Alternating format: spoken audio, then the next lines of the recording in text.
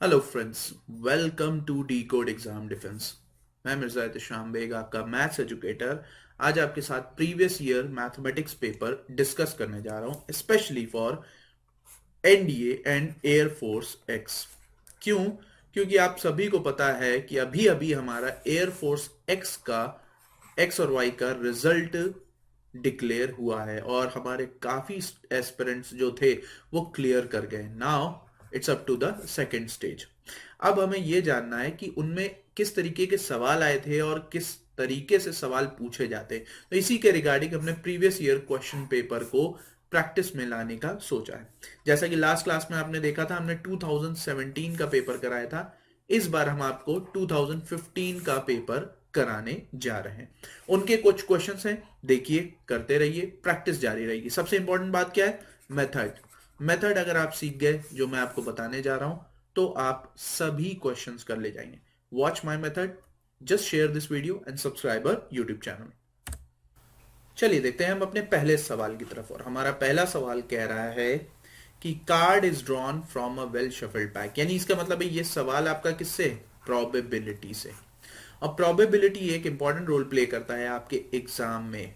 चाहे आप एयरफोर्स का पेपर दे रहे हो या आप एनडीए का पेपर दे रहे हो, दोनों ही जगह प्रोबेबिलिटी एक इंपॉर्टेंट रोल प्ले करता है। एयरफोर्स में आप सभी को पता है कि 25 क्वेश्चंस मैथ्स के आते हैं, जबकि एनडीए में 120 क्वेश्चंस होते हैं। अगर 25 के लिहाज से देखें तो 1 प्लस पॉसिबिलिटी है हाई चांसेस में कि प्रोबेबिलिटी से सवाल पूछा जाएगा, जबकि एनडीए में ये 5 प्लस पॉसिबिलिटी हो जाती है। इस बार आपके अच्छे खासे सवाल पूछे गए थे। तो चलिए देखते हैं इस सवाल में क्या कह रहा है। बहुत ही आसान सवाल है। कह रहा है अ card is drawn from a well shuffled ordinary deck of 52 cards. जाहिर सी बात है ये कार्ड्स के ऊपर बेस्ड है। प्रोबेबिलिटी पे जो क्वेश्चंस पूछे जाते हैं वो कार्ड्स, मार्बल्स या बॉल्स की अगर हम बात करें, उसके बाद आपके कॉइन्स पे सवाल पूछे जाते हैं, डाइस पे सवाल पूछे जाते हैं, और कंडीशनल प्रोबेबिलिटी आपकी रहती रहती है। कार्ड्स आप सभी को पता है कि 4 टाइप्स के होते हैं, उनमें 52 पत्ते होते हैं। हर टाइप के कार्ड में 13 पत्ते होते हैं, 13 कार्ड्स होते हैं। ओके, अब बात यह है कि उनमें से मैं एक टाइप के कार्ड को आपका स्ट्रक्चर बता देता हूं। उसमें एस होता है जिसको आप इक्का बोलते हैं, और 2 से 10 तक के नंबर्स होते हैं। उसके बाद क्वीन, जैक और किंग ये होते हैं। आपके जो ऑनर कार्ड्स होते हैं वो एस, जैक, क्वीन और किंग होते हैं। ठीक, तो एक पत्ते में एक एस, तो 4 पत्तों में, 4 टाइप के पत्तों में 4 एस हुए।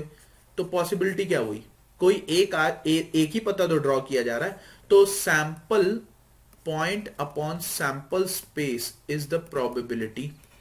ठीक, यानी अगर आप देखें तो 4 में से कोई भी एक आ सकता है, टोटल आउट ऑफ 52 पत्तों में से। तो 1/13 will be the correct answer of this question. बहुत ही आसान सवाल था, इसमें घबराने की जरूरत नहीं, ये पूछा गया सवाल है। तो इस तरीके के सवाल आते हैं, टेंशन मत लीजिएगा, अपना दिमाग शांत रखिए। बस दिक्कत क्या है, अगर आपको यहाँ पे कार्ड का स्ट्रक्चर नहीं पता होता तो आप अटक जाते। अगला सवाल, ये आपका फंक्शन से एक तरीके से बोल सकते हैं, f of x is equal to p x plus q. और अगर आप जी ऑफ एक्स देखें तो आपको मिलेगा एम एक्स प्लस एन। अब आप यहां पे सोचिए कि आप इसको करेंगे कैसे। कह रहा है f of g x is equal to g of f x. ठीक है, यानी एफ ऑफ जी एक्स कितना है भाई? एम एक्स, यानी f of m x plus n करना है, और जी ऑफ एफ एक्स यानी पी एक्स प्लस क्यू करना है। यानी आपको एफ एक्स के फंक्शन में एक्स के प्लेस पे m x plus n put करना है, यानी p m x plus n, okay, plus q is equal to g of x, यानी जी ऑफ एक्स कितना है? M, m x plus n. तो एम की जगह पर एक्स की जगह पे आपको P x plus Q put करना है, यहां पे एन हो गया। ठीक, अब देखिए यहां पे p m x plus p n plus q is equal to आपको मिलेगा p m x plus m q plus n. तो देखो यहां पे खेल पी एम एक्स का खत्म, यानी p n plus q is equal to m q plus n. इसका मतलब समझे? देखो यहाँ पे जरा गौर से, पी एक्स प्लस, ये अगर हम फॉर्मेट देखें तो पी एक्स प्लस क्यू बन रहा है, और ये फॉर्मेट देखें तो एम एक्स प्लस एन बन रहा है। तो इसका मतलब हम बोल सकते हैं कि अगर हम एफ ऑफ एन करें तो वो जी ऑफ किसके बराबर होगा भाई, जी ऑफ क्यू के बराबर होगा। यानी आपका ऑप्शन कौन सा सही है, सी वाला ऑप्शन करेक्ट है। तो इस तरीके से सवाल बनते हैं, छोटे छोटे सेशंस में आपके सवाल में कराता रहूंगा। मोस्ट इंपॉर्टेंटली मेथड ध्यान रखना जरूरी है। ओके, तो भाई अगर ये सेशन अच्छा लग रहा हो तो एक लाइक और शेयर जरूर बनता है। ठीक, अब इस सवाल को देखिए, ये आपका लिमिट का सवाल है। अच्छा सवाल है, सब मिक्स सवाल रखे हैं मैंने। f of x is equal to square root of 9 minus x square. अब ये आपका कह रहा है limit of x tends to 1 f of x minus f of 1 divided by x minus 1। सबसे पहला काम क्या होता है, आपको चेक करना है कि 0 बाय 0 या इनफाइनाइट बाय इनफाइनाइट तो नहीं बनता। अगर ये बन रहा है तो आप क्या करते हैं, डिफरेंशिएट करते हैं। तो जरा पुट करिए यहां पर f ऑफ x आपका रूट 9 माइनस एक्स स्क्वायर। देखो बहुत ध्यान से समझना, f ऑफ 1 कितना हो जाएगा, root 8 divided by x minus 1। जैसे ही आपने लिमिट रखी यहां पे तो ये तो 0 हो गया। अब यहां पर भी क्या बन जाएगा, रूट 8 और रूट 8 कैंसिल, यानी 0 बाय 0 का फॉर्म बन रहा है। That is wrong. तो अब आप क्या करेंगे, चलिए अब हम चलते हैं यहां पे, इसको इरेज करते हैं। अब हम क्या करेंगे, डिफरेंशिएट कर देंगे। डिफरेंशिएट करने से हमारा काम आसान हो जाएगा। देखिए ये बताना सिर्फ आपको था, हालांकि आपको इतना लिखना नहीं है, आपको सिर्फ ओरली करना है, आपके दिमाग में चलना चाहिए सारी चीजें। तो अब हम क्या करेंगे, न्यूमरेटर और डिनोमिनेटर दोनों डिफरेंशिएट करेंगे। तो न्यूमरेटर जब हम डिफरेंशिएट करेंगे तो 1/2 9 minus x square root of, okay, into minus 2x। ठीक, अब ये f ऑफ 1 जो भी आएगा आपको पता है कि कांस्टेंट आएगा तो वो तो 0 हो जाएगा। डिवाइड में ये x माइनस 1 आपका, भाई लिमिट आपकी x टेंस टू 1 ही है, x माइनस 1 आपका क्या हो जाएगा, 1 हो जाएगा डिफरेंशिएट होने के बाद।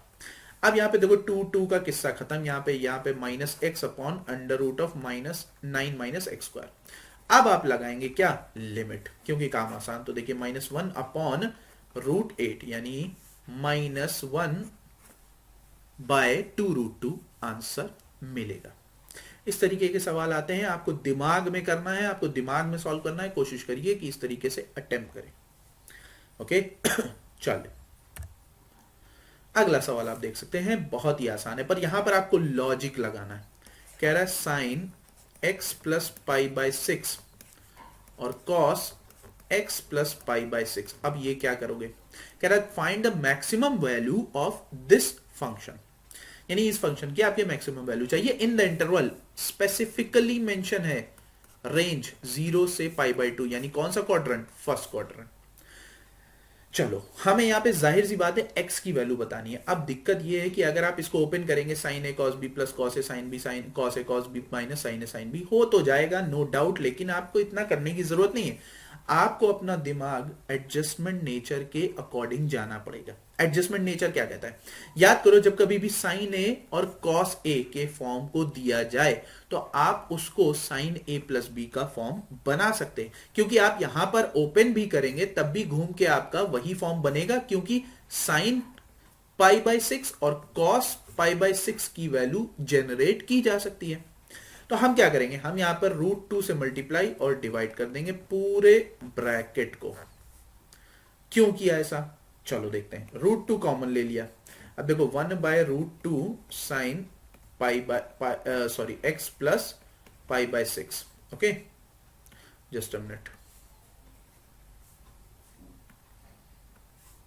X plus pi by 6 plus 1/√2, भाई दोनों जगह मल्टीप्लाई होगा, x प्लस पाई बाय 6। अब जरा गौर से देखो, क्या ये sign A cos B plus cos A sine B का फॉर्मूला बन रहा है। Sign A cos B plus cos A sine B, तो ये बन जाएगा आपका साइन ए प्लस बी। अच्छा ये कैसे, 1/√2 कैसे साइन ए कॉस बी है, ये कॉस 45 है, तो यही आपका साइन 45 भी है। तो इसका मतलब है साइन x प्लस, आप ये बोल सकते हैं sine x plus pi by 6 plus pi by 4। Pi by 4 होता है 45 डिग्री, ठीक है। यानी हमारा ये साइन ए प्लस बी का फॉर्मूला बन गया, ये ए और ये बी, ठीक है। अब जरा गौर से देखो, तो आप जब इसको सॉर्ट आउट करेंगे तो ये हो जाएगा √2 साइन, ये आपका कितना हो जाएगा भाई, x प्लस, जरा गौर से देखो 12 एलसीएम में, और यहां पे हो जाएगा 2 3 5 5 पाई। अब ये जनाब कह रहे हैं फाइंड द मैक्सिमम वैल्यू 0 से पाई बाय 2। आप सभी को पता है साइन और कॉस की, अगर आपने मैक्सिमम मिनिमम ढंग से पढ़ रखा है तो आप सभी को पता है कि साइन और कॉस की मैक्सिमम वैल्यू होती है +1 और मिनिमम वैल्यू होती है -1। यानी हमें ये पूरा टर्म +1 तब बनेगा जब हमारा ये टर्म क्या बने, पाई बाय 2 बने। तो पाई बाय 2 बनने के लिए आपको x की वैल्यू कितनी पुट करनी होगी, पाई बाय 12। सिंपल कहानी। क्यों, क्योंकि पाई बाय 12 ये होगा, 5 पाई बाय 12 आपका ये होगा, तो ये मिलके हो जाएगा 6 पाई बाय 12, यानी आपका पाई बाय 2 जेनरेट होगा। तभी आपका साइन ये पूरा 1 कहलाएगा। इसका मतलब है x की वैल्यू क्या निकल कर आई, pi by 12। It was a very good question, बहुत ही अच्छा क्वेश्चन था। सभी लोग एक बार लाइक जरूर कर दो और सब्सक्राइब और शेयर जरूर कर दो। सब्सक्राइब करने के बाद ये बात ध्यान में रखना कि बेल आइकन को जरूर प्रेस करना है, क्योंकि अगर आपने बेल आइकन प्रेस नहीं किया तो कहीं ना कहीं आप दिक्कत में आ सकते हैं। Alright, I hope you have understood, all you have understood this. Okay, let's move on to the next question. ये समझिए, ये क्वेश्चन बहुत अच्छा है और इसका मैं आपको एक शॉर्टकट मेथड बताऊंगा। डायरेक्टली आपको समझना है। जब मैं ट्रिग्नोमेट्री पढ़ा रहा था तो मैंने ये रूल बताया था। कह रहे हैं भाई साहब k is equal to sine pi by 18 sine 5 pi by 18 sine 7 pi by 18। भाई ये क्या चीज है, आपको पता है पाई बाय 18 होता है 10 डिग्री। ओके, अगर ये 10 डिग्री है, ये आपसे पूछा then what is the value of k। ये साइन 10 है, ये साइन 50 है, ये साइन 70 है। जरा गौर से देखो, ये सब मल्टीप्लाई में है। इन सबको सवालों को करने का एक तरीका होता है, बट यहां पर आप लेंदी फॉर्म में अगर जाएंगे तो आप दिक्कत में आ जाएंगे। मैं आपको सिंपल वे में बता रहा हूं, मोरीज लॉ। मोरीज लॉ अगर आपको पता है तो काम बन जाएगा। भाई देखो, sine theta, sine 2 theta, sine 4 theta. Okay, ये बात ध्यान रखना, but the condition is 4 theta must be smaller than 60 degree. पर यहां पर केस क्या हो रहा है, ये तो 4 थीटा ग्रेटर है, और जबकि 4 थीटा भी नहीं बन रहा है, तो एक और रूल होता है साइन थीटा माइनस 60, और you can say sorry theta minus 60 नहीं, 60 minus theta. Alright, sine 60 minus theta, sine theta और साइन 60 प्लस थीटा। यानी अगर हम इसे देखें, साइन, ये हम क्या लिख सकते हैं, साइन 60 माइनस 10 साइन 10 और साइन 60 प्लस 10 लिख सकते हैं। यहां पर भी मोरीज लॉ अप्लीकेबल है। तो चाहे अगर 4 थीटा ग्रेटर आ रहा है 60 डिग्री से, यानी जो लास्ट वाला टर्म है, सबसे लार्जेस्ट वैल्यू है एंगल में, अगर वो ग्रेटर आ रही है, तब आप क्या करेंगे, ठीक, तब आप यहां पे समझिए कि आप किसका इस्तेमाल करेंगे, मोरीज लॉ के दूसरे फॉर्म का। ये दोनों ही फॉर्मूले, चाहे साइन के फॉर्म में हो, चाहे कॉस के फॉर्म में हो, चाहे टैन में स्लाइटली सा चेंज है। अगर साइन और कॉस के फॉर्म में है तो याद रखिए 1/4 साइन 3 थीटा। अगर ये कॉस होता तो ये हो जाता 1/4 कॉस 3 थीटा।